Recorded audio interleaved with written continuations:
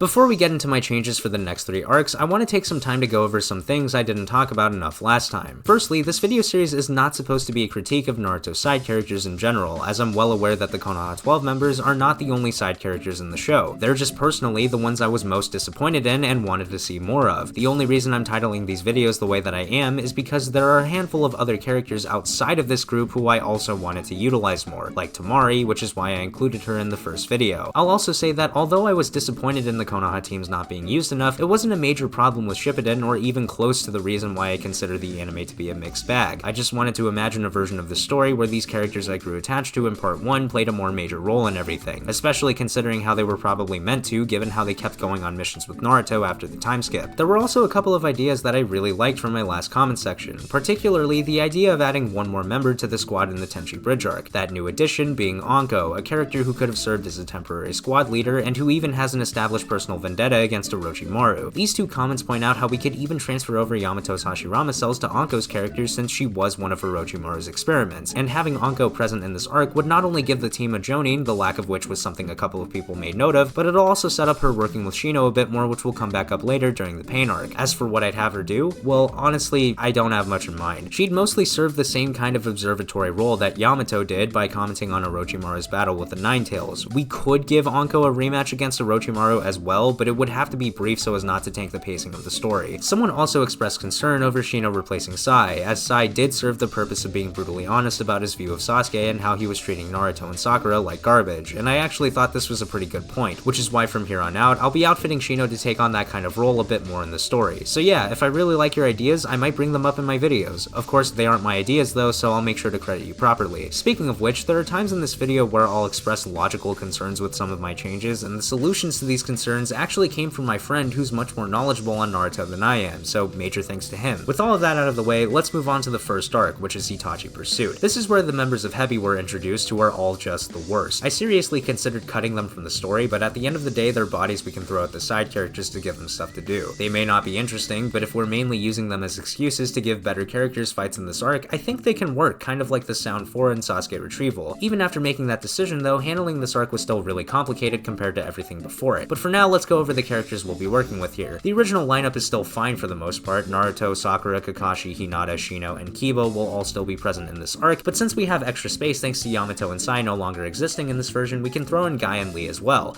and the characters will be split up the same way as before, except Kakashi will be in Naruto's group in place of Yamato. I think the easiest place to start here would be with the two setups which didn't lead to any significant payoff in the actual story, those being Sakura and Karen crossing paths with each other and Kabuto coming into contact with Naruto's group. Let's start with the former. In this version, Sakura won't be a fucking idiot and she'll realize that Sasuke's scent is attached to someone other than himself, which will lead to her confronting Karen. Now, I don't want this to turn into an actual fight, mainly because I think Karen would be a pretty pathetic opponent, but I want Sakura to at least be aware of Karen's presence because it could lead to something potentially interesting once Sasuke finishes his fight with Deidara. In the actual version of this story, the giant explosion was a sign for all the members of Heavy to regroup, and if Sakura follows Karen back to their rendezvous point, she'll actually meet up with Sasuke. They could have a little moment here where she talks to him and tries to convince him to come back to the village again, which obviously won't work, but she should be more adamant here compared to how she acted during the Tenchi Bridge arc, and at least be prepared to force Sasuke to come back with her. Now at this point, Sasuke is completely spent and way too damaged to fight, so he'd probably flee immediately in order to recover, and it's here where I've decided to leave Jugo behind in order to prevent Sakura from giving chase. This works out nicely since Jugo is a much more competent fighter than Karen and doesn't actually have anything else to do in this arc, so we might as well utilize him here. The only real problem with this matchup is that this version of Sakura just isn't a match for Jugo when he's going berserk. He was squaring up with the Raikage, who Sakura can probably match in strength but definitely not in speed or durability, and the Earth style I gave her beforehand definitely won't be enough to level the playing field. But I don't want to nerf Jugo because that would make Sakura look bad, so what do? Well, instead of nerfing one character, how about we buff the other by giving her early access to abilities she gets later on. Now, the 100 healing mark is clearly off limits as it would make the fight extremely unfair still, just in the opposite direction. Plus, it would just make Sakura way too powerful for this point in the story. Though I think foreshadowing the technique by giving Sakura a scene where she briefly considers using it only to decide that she hasn't gathered enough chakra yet would be pretty cool. That just leaves us with one thing, the Kage Summit, which is perfect for this situation. It's not too blatantly broken, but it is a Sannin level summon, so I can reasonably see it giving Sakura a real fighting chance in this battle. Another advantage that Sakura has is her intellect as established in part 1, so she could definitely come up with a strategy clever enough to win the fight as well. Maybe something like jumping in and out of natural cover and her earth style walls to constantly poke at Jugo while healing herself with medical ninjutsu and Kage use power in order to out-sustain him. Whatever it is, she'll be winning for the sake of this video. Now for Kabuto, who is once again present in an arc and yet has nothing to do in it. He can still give Naruto's group the slip in this version, but he shouldn't just get off scot-free. Instead, he'll be pursued by Shino, who should be able to track him with his bugs, and I'm pitting these two against each other simply because there'd be some good potential for a parallel between both characters. Kabuto wants to step out of Orochimaru's shadow, and you can compare that with how Shino is trying to break away from the Foundation. It's something that could shake Shino's resolve as a character and cast doubts in his mind about the new path he's heading down. If you couldn't tell, this is my attempt to fit Shino into the more objective role that Sai had in the original story. We can also use this fight as a setup for what Kabuto will do later on in the war arc by giving him early access to the Edo Tensei, and in my opinion, the only character he could revive who'd be a good fit for this arc is Kimimaro, because A, it makes sense for Kabuto to have his body, and B, he was also in the Sasuke retrieval arc, which this arc feels like a sort of spiritual successor to. While all of this is going on, the other characters will have converged on the place where Deidara exploded and find nothing, which would naturally lead to them trying to find the other two characters who are missing. So we'll split the remaining characters into two groups, Team A including Naruto, Kakashi, and Hinata, who are going to find Sakura, and Team B including Guy, Lee, and Kiba, who are going to find Shino. It's here where we can finally make use of the 30%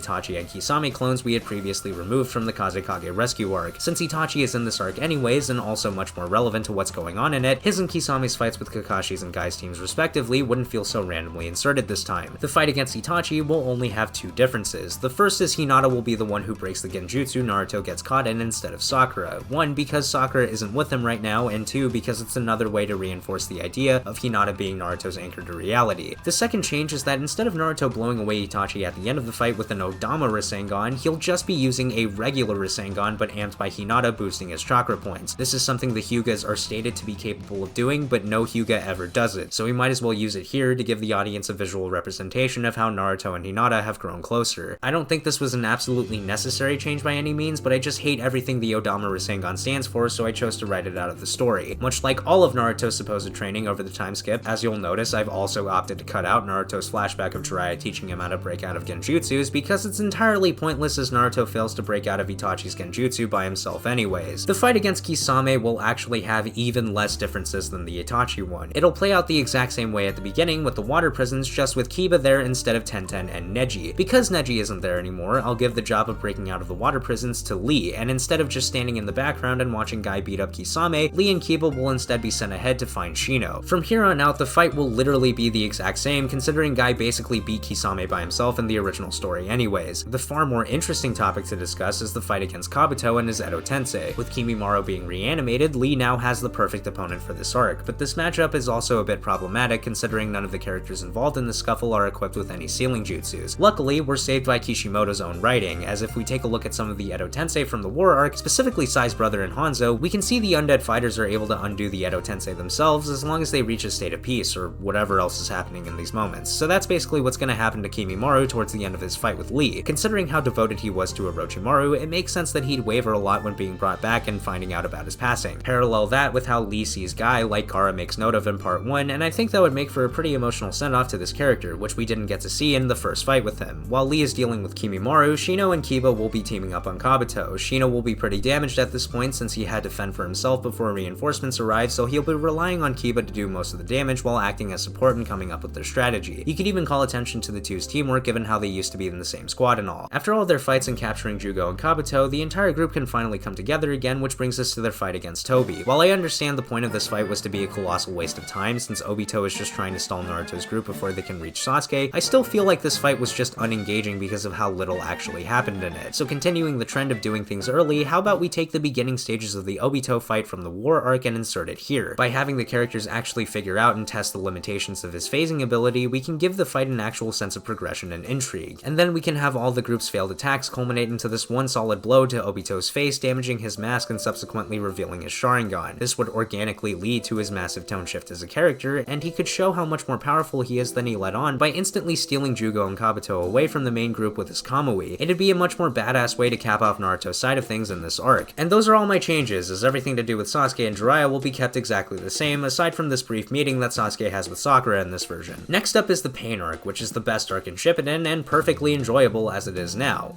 Nevertheless, the Konoha characters are severely neglected here, but for starters, we need to establish some stuff about the characters. Firstly, right before this arc, everybody thinks Bee gets captured by Sasuke, which sets the 5 Kage Summit in motion, and because Temari is one of Gaara's retainers, she'll be leaving Konoha in order to prepare for the event. Secondly, because Sai goes off with Anko to look into Kabuto's lair in the original story, Shino will also be doing this, as he is Sai's replacement, and because he's been getting a lot of attention recently. And finally, Rock Lee and Guy will still be away on a mission. I don't want to split the two up again, and Guy is way too powerful to be kept in this arc. The easiest way to give the Konoha teams more stuff to do is expand on some of the brief interactions they already had with the Paths of Pain in the original story. To start with one that's already pretty strong, let's go over Kakashi, Choji, and his dad versus the Diva and Asura paths. You've probably noticed there's already something we need to address here, as one of the original combatants is dead in this version. Luckily though, Choji's role here, just like in every other arc of Shippuden, can easily be filled by another character, and this time it'll be Irika, since he was already involved in this scuffle originally. We'd have to give him some more combat-centered jutsus for this to work, but that shouldn't be too difficult. If nothing else, we can give him a standard set of clones, transformation, and substitution jutsus. Maybe have him show some inspiration from Naruto and how he uses his clones specifically. Whatever we give him, he'll still fill in for the right side of this attack that corners the Diva path, and when the attack eventually fails, Irika will also be the one to retreat and give Tsunade some intel on Pain, though he won't have to be told what to do like Choji since he's a grown-ass man. As for the other paths of Pain, the animal path should have 100% fought Kiba because of how much that would have just rocked on a thematic level. Can you imagine how cool it would have been if Kiba busted out his giant dog Cerberus mode for the first time here to square up against that multi-headed dog summon the animal path had? It could have given the battle in Konoha an even more overwhelming sense of scale, since there'd constantly be this giant kaiju battle in the background of all these other little scuffles going on around town. It may have even made me take Kiba a little seriously afterwards. The Preta path should probably fight Sakura, considering it's placed at the hospital and she's already there taking care of the wounded. There wouldn't be much to this fight though, considering the Preta path's whole shtick is to absorb chakra and ninjutsu based techniques, and Sakura just punches a bunch. But he can also just drain your chakra from your body if he gets close enough, and Sakura does rely on her chakra to some extent to amplify her attacks, so we can just make that the central struggle of this fight, where Sakura has to come up with a way to win without letting her opponent get too close to her. The human path in the original story is already pursuing Ino, her father, and Shizune, and honestly all we need to do here is just turn this into a more prolonged struggle, where Ino and her dad are tasked with protecting Shizune from the human path and ultimately fail to do so when he eventually manages to slip past them and steal Shizune's soul. All that leaves is the Naraka path, which will still fight Konohamaru. I'm not making any changes to this fight because I actually like it, even if it does come out of nowhere. Finally, we can move on to Konan, who was done the most dirty in this arc, seeing as she was completely overshadowed by Pain here. The original story only gave us this brief interaction between Konan and Shino to work with, but because Shino is no longer in the village in this version, I decided to give this fight to Shikamaru and Hinata. Neither of these characters actually have anything else they're involved with at this point in the arc, which is one reason I picked them, but another is that they just have the most interesting character stuff to take away from this fight. If we turn Konan into a symbol of overwhelming devotion to someone, it could reflect how both of these characters feel about Naruto, Shikamaru as his advisor and future second in command, and Hinata as someone who genuinely loves Naruto from the bottom of her heart. It could even be used as a way of progressing both characters' hangups in relation to Sasuke, as that could be the main reason why both of them would be so shaken by the idea of getting to a point where Konan has for Pain. As for how the battle would play out, I'd imagine it would just boil down to Shikamaru coming up with a way for Hinata to steal all of Konan's chakra points. Maybe he could use the shadows of Konan's paper in some clever way like he did with those wires in the Chunin exams. I don't know, man, I'm just spitballing here. Every fight I've listed will conclude before the Diva Path does his massive almighty push on the village and destroys everything, and from that point on, this arc will carry on the exact same way it did in canon, just with a couple of things recontextualizing Hinata's fight with Pain at the end. For one, the scene will actually be a progression of something that's been built up over the course of Shippuden now, as Hinata's prior complex feelings for Naruto and what he's trying to do will culminate in this climactic battle where she finally confesses her feelings for the guy, and her death here as well as Naruto's rampage in response to that will make a lot more sense in this version, considering how strongly Hinata's been tied to Naruto's mental state here. Hinata will also actually die in this version. I have no idea why she didn't in the original story, since she was going to come back anyways once Nagato performs the Rene Rebirth, so the only thing her fake death really accomplished is make Pain look like an incompetent buffoon who doesn't know how to strike at someone's vitals. Either that or he just arbitrarily decided to show mercy for whatever reason, which I also don't like. And those are all the changes to this arc. I don't need to do anything to Naruto's Sage Mode training, his fight with Pain, his talk with his dad, or his final confrontation with Nagato at the end. Even the Rene Rebirth reviving everyone who died in the village is something I actually really like on a thematic level, as it shows how much positive change you can bring to the world by talking things out as opposed to just brute forcing your way to victory. So with that, we can move on to 5 Kage Summit, which is an arc I actually don't need to make any significant changes to because it's specifically supposed to revolve around Sasuke and Team 7, and tacking on any other side character to the extent I have have in all the previous arcs would just be kind of ridiculous in my opinion. When it comes to the majority of the Konoha 12, I only have minor changes and character replacements to make here, so let's get those out of the way right now. Ino will not be crying over the idea of killing Sasuke because that's just stupid. Hinata will be filling in for Yamato and traveling with Naruto alongside Kakashi, and we could use this as an opportunity to sort of put Naruto's response to Hinata's confession on hold by indicating he's too distracted by everything going on with Sasuke to really think about anything else right now. This was kind of how it was in the original story as well, but the difference is the original story never directly addressed this like I'm doing now. Shino will once again be filling in for every single role that Sai had in this portion of the story. He'll have that talk with Danzo, defend Naruto from being abused by Karui, and subsequently realize just how much Naruto is hurting himself in pursuing Sasuke, and finally convince Sakura that she's basically cursed Naruto with the burden she had placed on him in part 1. Speaking of, Sakura will not fake confess to Naruto in this version. She'll still try to convince him he doesn't need to bring Sasuke back anymore, but I think it should come off as more of an emotional plea from a close friend and not something that feels so manipulative in nature. This leads me to the biggest, most essential change to this arc. Sakura will not be lying about her feelings for Sasuke in this scene, as I think it's a much more interesting choice for her as a character to be able to put aside her crush on Sasuke in favor of doing what she thinks is right. In this case, protecting Konoha and the entire rest of the world from someone she now believes to be an incredible danger. And all of this will result in an actual fight between the two of them at the end of this arc. I don't think Sakura is as powerful as Sasuke at this point in the story, but it's important to note that he'd be severely worn down after his fight with Danzo, and if we throw in Kakashi since he already had a brief fight with Sasuke here originally, this could actually be a pretty awesome 2-on-1 battle between former allies. Expand on the idea of how Kakashi feels putting down one of his students, and most importantly, make Sakura a contributor to the drama and action of the scene. One specific thing that I think absolutely needs to happen in this fight is a moment where Sakura beats the ever-loving shit out of Sasuke as a callback to part 1, where Tsunade does the same thing to Orochimaru. That would be incredible. Of course though, the fight won't end with either side winning, instead being interrupted by Naruto, which would then lead to his and Sasuke's clash at the end. And with that, all we have left is the war arc, which is so long, massive, and messy that I actually had no choice but to dedicate an entire video to it in order to cap off this series, and I am absolutely dreading going over it.